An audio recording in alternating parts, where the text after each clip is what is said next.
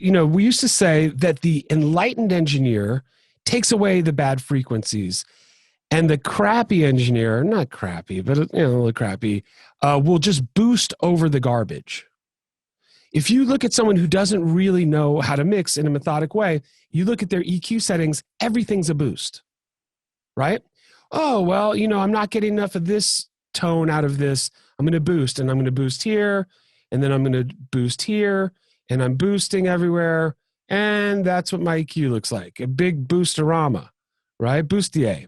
It's okay, but honestly, the really good engineers, they boost, but they like to do reductive EQ because we think when you're a mixer, when you're a guitar player, what instrument are you playing? A guitar. If you're a drummer, what instrument are you playing? The drums. If you're a mixer, what instrument are you playing? Where's the sound coming out? Speakers, right? You're playing the speakers. That's your instrument. If your music doesn't sound good coming out of speakers, that's bad, right? That's bad. You can't say like my music sounds amazing, just doesn't sound good when it comes out of speakers. That's a big problem. So speakers are physical, and we have to embrace what speakers do and how they work. If you have, let me go back here. If you have a lot of ultra low frequencies hanging out, slow moving waves, right? 10 hertz, 20 hertz, 30 hertz. What are you telling your speakers to do? You're telling your speakers, hey, you guys, play those. I'm telling you, it's cool. Play those slow moving waves. So here's your speakers being like, really, dude? We got to do, all right. You said so. And so your woofers are just like trying to move these slow things. And then they're not doing that on one track. They're doing that on 24 tracks, right? On 48 tracks, all this slow moving waves. And you're like, hey, man, you got to play that. What happens to your speakers when they're trying to do what you told them to do, which was silly? They're constantly, they can never relax because they're trying to recreate these waves. So now they're moving, they're doing all this stuff, they're pushing and pulling in all these weird ways. And then the kick drum wants to kick, right? So when the kick drum kicks, the speaker pushes out, literally. And then it sucks back in, and it pushes out and sucks back in. And that's called a groove. Can your speakers groove if they're trying to play all these ultra low frequencies? Or no, right? They can never relax. How do we fix that? Low cut or low shelf, right? Boom. Now we're saying, hey, all this crazy, unmusical, slow-moving stuff, you're not responsible for that. Relax. But when you hear that kick drum kick, you kick out, and then you suck back in, or the bass, or whatever. Right? We're mixers, and we play speakers. So this is critical that we religiously cut low end off of everything. Not on Christmas and New Year's, not on election day. Every single day, every single track gets a low cut. I'll say that again. Religiously, every single track. Now, when we're finding the sweet spot to that low cut, and we do our generic engineering workflow, I don't know if that's the best. Generic is not a good word. I'll think universal. Maybe that's a better word. Universal engineering workflow. We know how we find the right answer, and not my right answer, but your right answer. So if I'm here on a kick drum, first thing I'm going to do is when we do reductive EQ, do we start from the low end and go up, or we start from the high end and go down? Which one? Low and up, right? What's the logic there? Why do we do that? Why don't we just do whatever we want? Why don't I just do some of this and a little bit of that and then jump over here and do some of this? Why don't I do that? Why do I go from the low to high? What's the logic? It's the masking of the low end. What does that mean? Masking of the low end? What does it mean? The low end is masking something. Is it overlapping frequencies, or is it a psychoacoustic thing with human hearing that low frequency content can hide mid-range and high frequency distortion? Right?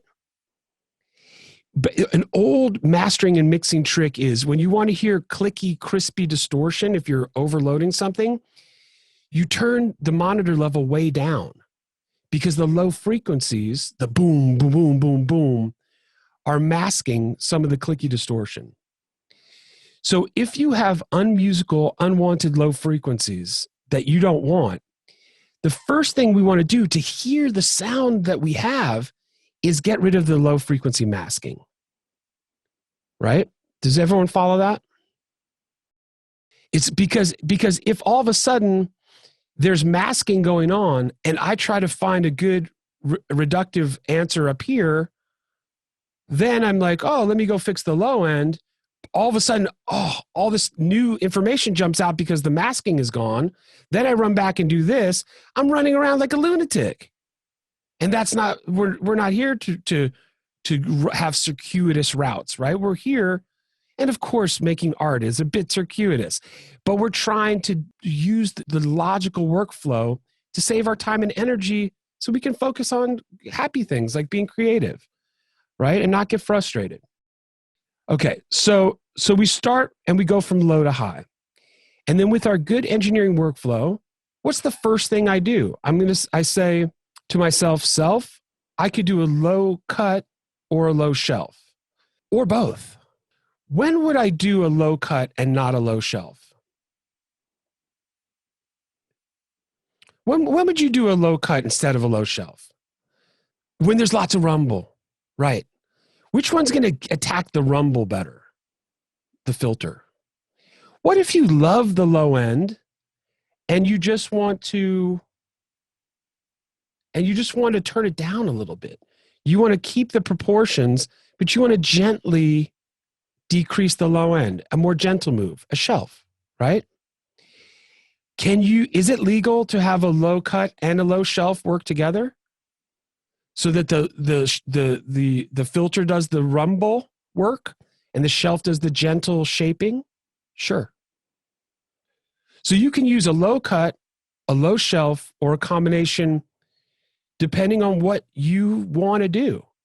But it's not just like, oh, today, I'm in the mood to, you got to be able to defend yourself in audio court. If you get pulled over and you get a ticket and I say, did you realize that you had a low shelf and a low cut, sir, ma'am? You say, well, sure, officer, but here's the thing. I wanted the low cut for the rumble, but then I wanted just to bring down a little bit of the low frequencies gently. Okay, no ticket. But you can't just be like, oh, well, this month I'm just doing double cuts on everything. No. It has to be logical. And if you can explain it, it means that it's clear in your mind, and that you're not just getting something that you saw on YouTube and thought it was going to be cool or something. Now, let's talk about presets. Are presets always a bad thing in mixing and mastering? Not always. What are some presets that are totally cool? What saturation? No, I don't think so. Reverb, yes, reverb, absolutely. Saturation, I say no. How about another?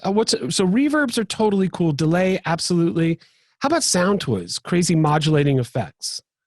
Shopping through some of these crazy, presets and sound toys that took these guys like 4 weeks to make. Yeah. How about reductive EQ? Can we use a preset? No. Can you use a preset for compression? No, not really. Can you use a preset for saturation? You can use algorithms, but where you set them, it has to be set by you, for sure. right? The flavors are presets, but how they're applied is set by you. So we can't use presets. We have to make these by hand. And we're going to go from low to high. So the first thing I say to myself on this imaginary sound that has no sound, it's a little rumbly. So I'm going to do a low cut first. And if you notice, it's kind of sneaky. Sometimes the low cut comes up as a resonant low cut. Does anyone ever notice that? So if you option click it or command click it, you'll get the proper knee, because this is a resonant filter, which can be very cool on kicks.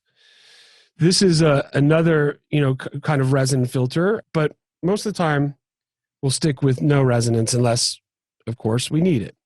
All right, so I turn on the low cut. Now, what's the first? I'm trying to get the right answer according to me on this day. What's the next thing I do? Our universal engineering workflow. I don't know if that makes sense either. Typing, not extreme sweeping. Thank you, Paul. Extreme sweeping. So the first thing I'm going to do is go, whoa, something crazy, right? With the mouse. Like, okay, let me just cut this thing. First move, extreme. First move is extreme. I did not make this up. This is how all the top engineers that I ever saw, this is how they worked. And it would freak people out because the first thing they do is something extreme or distort something or this or that, whatever.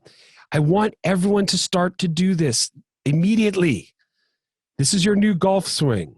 It will feel awkward at first. You'll have to practice it until it's second nature. Once it's second nature, you're going to be flying. I've been teaching this for 15 years or something.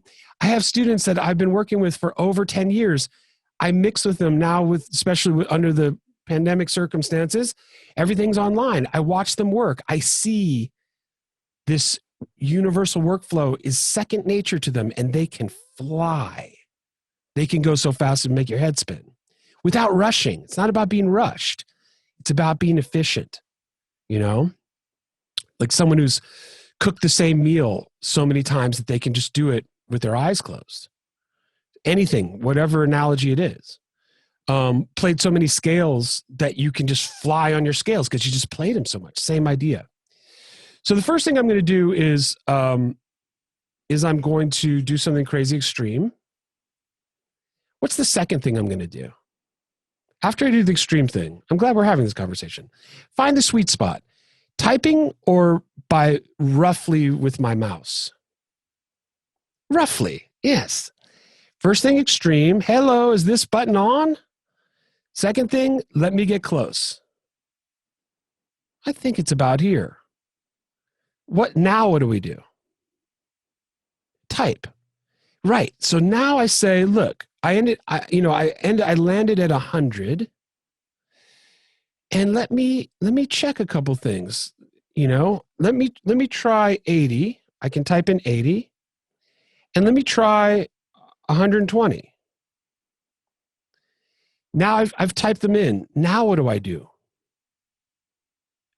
Backwards, forwards arrows. Paul's on it. So now I have these arrows up here, and I go boom, boom, boom, boom, boom, boom. And I'm making these abrupt changes to these sort of small increment values. And I can then be like, you know what? I like this. I like that. I think it's somewhere in between. I think I like 110.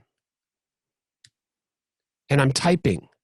Do you notice that I'm not taking this and getting carpal tunnel syndrome and trying to move this to 110 with my mouse? Don't do that. Don't do that, right? We all used to do that. So we're typing. And then I say, you know what? I think I like 110. And I think I'm feeling good about this choice. Now what do I do? Bypass. Tristan, you guys are good. You guys are good. Where do I bypass? This on and off button here that turns the power on and off? No, because that will make it hiccup. This soft bypass here, and then there's a soft bypass here too. They're the same. work the same. And I go bypass on, bypass off. I love it. I'm a genius. And then what do? Move on with my life, right? On to the next. And so, or you can do it on the filter itself. Absolutely. You can do it here too. So let's just repeat that for fun. Let's go to default. I say, I think I need a low cut. I turn it on. I go low cut. I go extreme. I mouse close. I look at my value, 253. I say, let's hear 300 and let's hear 200. I go between these values, find the one I like. I think it's 220. I bypass here or here or here. Here's fine. And I like it. Paul says, when doing reductive EQ, is it legal to add resonant bumps? Sure, absolutely. Now, resonant bumps, here's what he's saying. Here, if we go to this Q, we can then push up this resonance, which adds an additive quality before this big drop off of this cliff. Would this work on a bass line, on a melodic bass line that was melodic and changing notes? Would this be cool or bad?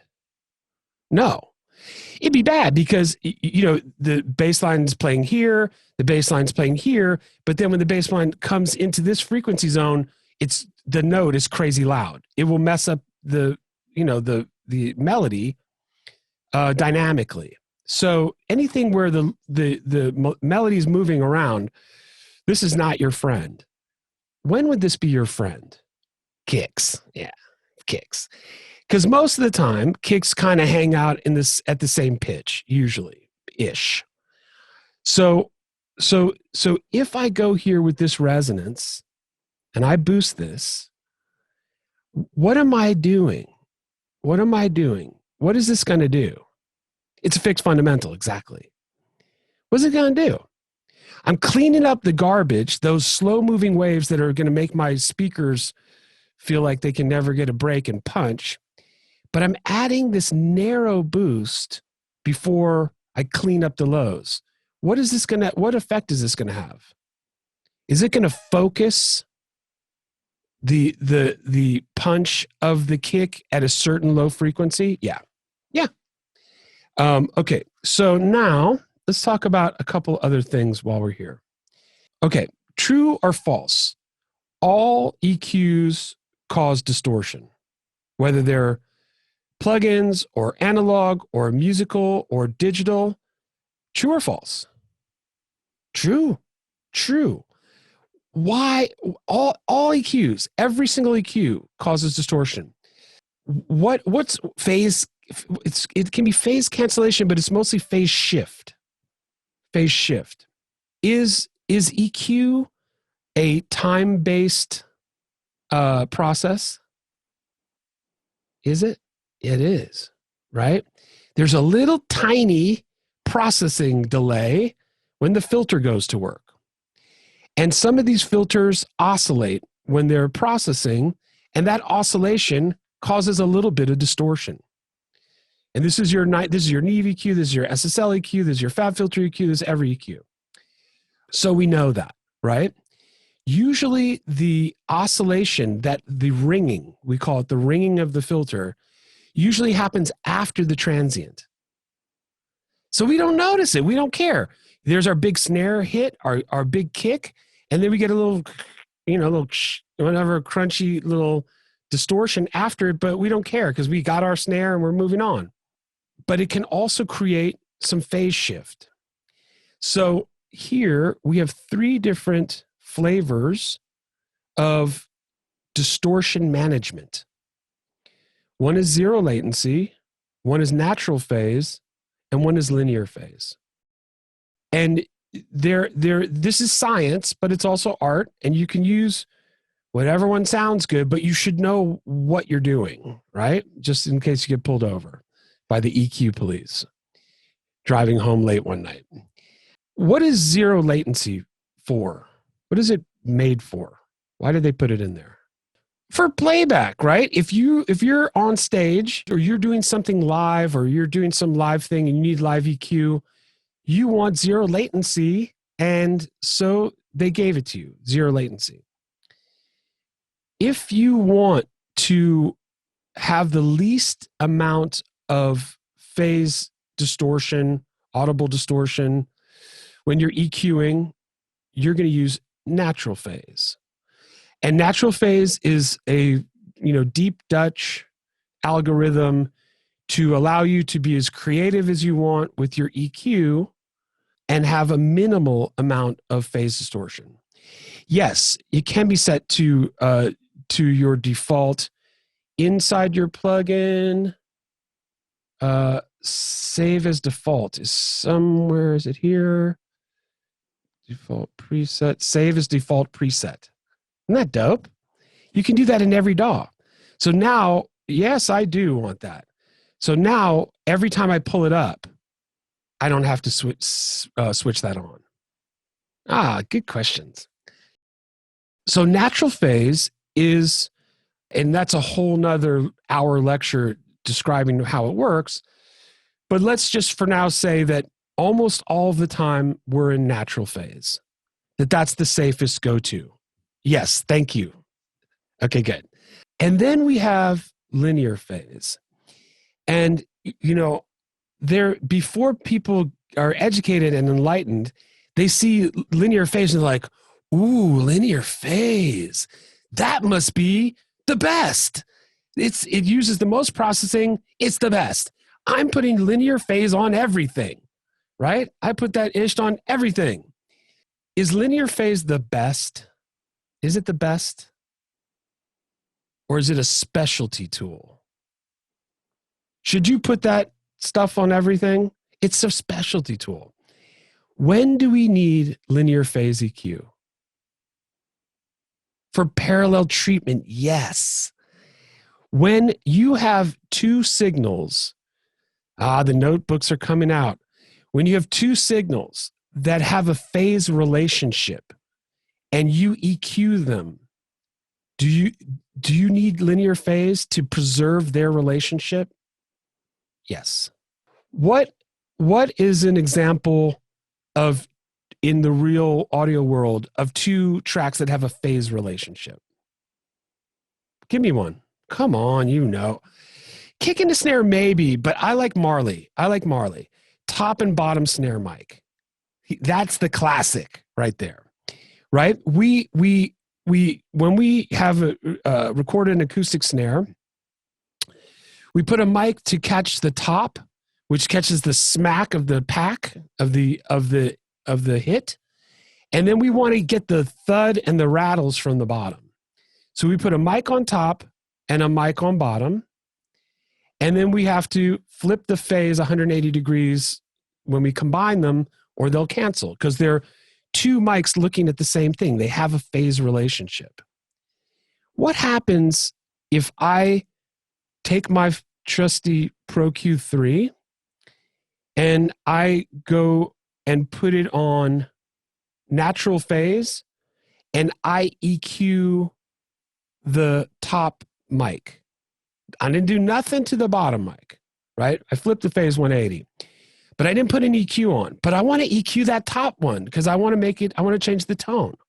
What happens? Do I disturb the phase relationship with the phase shift induced by the EQ? Yes, I do. Does it all of a sudden sound totally crappy because I've hollowed out this very, delicate phase relationship and it starts to sound hollow, which is the sound of a bit crappy. So what do but I want to EQ the top snare. So what do I do? How do I remedy this? Because I want to change the tone. Well, I put a Pro Q3 on the top snare mic. I put a Pro Q3 on the bottom snare mic, and I set them both to linear phase. Now I can EQ till the cows come home, and I've preserved the phase relationship. It's a specialty item. Now, we're going to find some phase relationships between tracks as we go down the mixing road together. It's not just for snares, but it just so you know, it preserves the phase relationship between elements that have a phase relationship. And within that, there's low, medium, very high, maximum. Which one is the best? Probably maximum, right? Sure. But I usually Ludacris. I don't forget Ludacris. I went to his concert and it was very good. So, but you know what? In our school, we tend to think that medium even sounds really good. Kind of fixes the thing. So at least go to medium or above. Okay, so that's phase relationship management there. Okay, so now here we let's go back. Boom. So now I'm making the sound. I get my low cut, and I do it the way we said. Wow, that's a lot of resonance. I'm glad we don't have a sound playing. And I make my way across. Then I say, self, do I need a shelf? And here's the self. And I say, yeah, I just want to tilt this down a little. Do you always have to use a shelf? Is your mix, are you a bad mixer person if you don't use a shelf every time? No. Okay, but I want to use it. Or I'm not a bad mixer person. I'm not using a shelf. Now I make my way up across the sound. And I am looking for yucky parts of the sound, unmusical things. How do you find them? There's a couple main ways. The old school way that I still use a lot of the time is that I kind of create a semi-narrow boost and I manually sweep around. I'm looking. I'm trying to find something really, really, really ugly. And once I find, oh, that's ugly, then I'll cut it at that frequency. And then, exaggerate it, back it off, type it, bypass, same workflow. There's another style where you can click on these headphones and you can listen inside this bandpass. It's cool, but it's also weird because it's out of context. And everything sounds weird in a bandpass. So in this style, you're listening in the context of the sound. I think it's easier to get the right answer. I think this is cool that you can do it. It's nice that it's there. And you can use the scroll wheel to widen it like that. But I just go old school. And I just go, I'm fishing for ugly. Let me find something ugly. Ah, that's ugly. Exaggerate it, back it off, typing boom, boom, boom. Now, I found this ugly resonance. Do I stop there? Can I go fishing for another ugly resonance? Oh, yes, I can.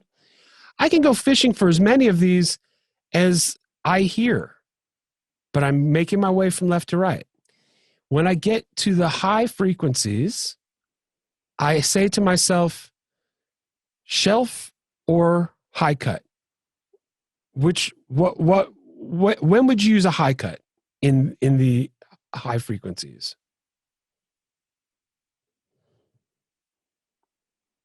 When would you use that?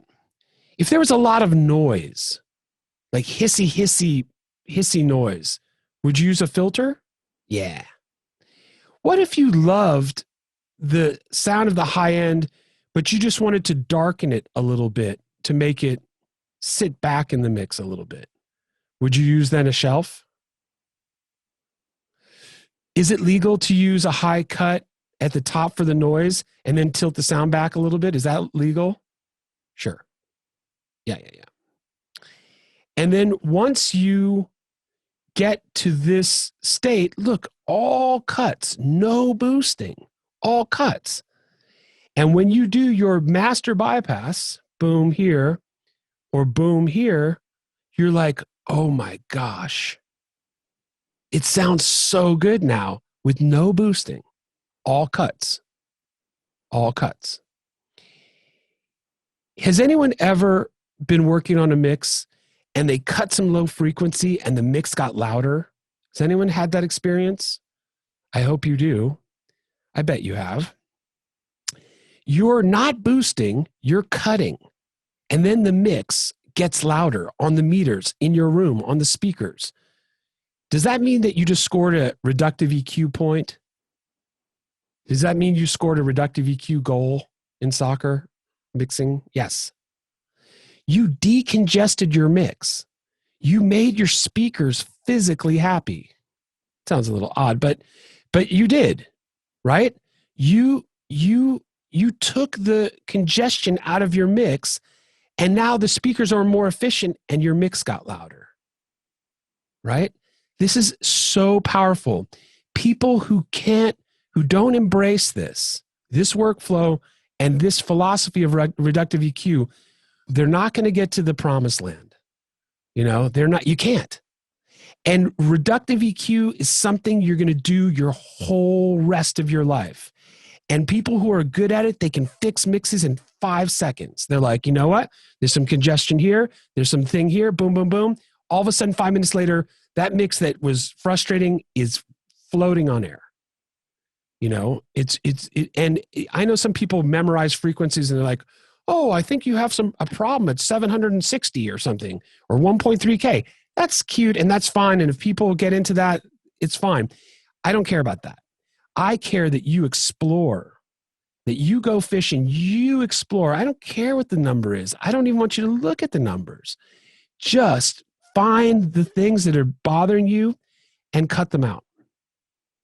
Now, if a little bit's good, then a lot's great. Is that true in mixing? No. So if I'm like, wow, I hate that. That's a terrible frequency. I'm going to cut that 40 dB. Is that the right approach? No. You want to do what you need to do to get the achieved result, but more isn't better. One last thing, and then I'll let you go. As I'm doing my initial low cut for the low end, and let's say I'm on a tambourine track. Is there renegade low frequency on a tambourine track? Does that ever happen? Oh, yeah. Sometimes that's been the riddle of certain mixes. People aren't thinking that on that one synth track that there was a ton of weird low end, and it messed with them the whole mix until they found it. So I go extreme, I pull it back, I'm getting good, and forget about, let's lose these for a second because I just want to concentrate on this. So let's say I go here and I go extreme, I get close, I'm boom, boom, boom, and then I bypass and I don't hear a big difference. Does that mean I didn't do enough? Should I do more until I hear a difference? No. This is an accumulative process. It adds up, and I don't have to make it thin to get like a filter award. I just want to cut that gunk out that I know and I can see it, even if I can't hear it, because it's going to add up across 24 tracks, 32 tracks, and so, And yes, you can always play with the slope. Now, one more thing. The steeper you slope it, the more phase shift occurs. Okay, that's fine. But for the most part, we are doing 24 dB per octave is the steepest we go, usually. And in the high frequencies, it's usually 6 dB per octave. It just is a gentler, more typical. In analog gear, you'll see that. Is it a good idea to be like, oh, Danny said that those low frequencies were so mean and terrible, I'm going to cut them off like a lumberjack. I'm going to brick wall them. Is that good? No, right? That's very extreme. Lots of phase shift, very kind of unmusical, crazy phase issues. Are you allowed to do this in advanced sound design? Sure. But not in mixing and mastering. I know it looks like, I'm going to snap this mix together like Legos. They're not Legos, right? It's not a Lego mentality. Nothing gets Legos. But usually we don't go above 24. I hope this gave you some reductive food for thought. Cheers, everyone.